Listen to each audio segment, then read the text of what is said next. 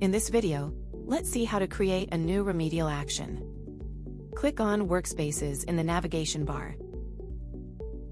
Select Service Operations Workspace from the drop-down menu. Click on DEX Administration in the sidebar.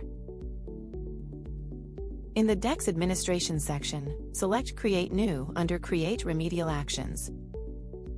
Select Create Net New Action or map to an existing remedial action according to the requirement. Fill in the required field information to create a new or to map to an existing remedial action. Make sure to input a name in the remedial action name field of the form. Enter a brief description in the short description field. Select the required role from the Select Roles drop-down.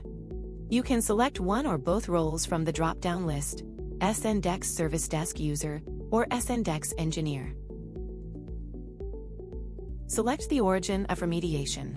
This setting indicates where the remedial action should be executed, from the device health page or alert details.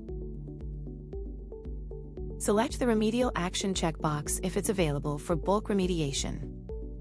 Selecting Yes enables this action for bulk remediation across multiple devices.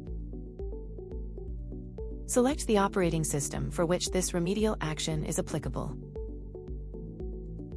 Choose the base check definition and ensure it is applicable to the remedial action. And then click Save.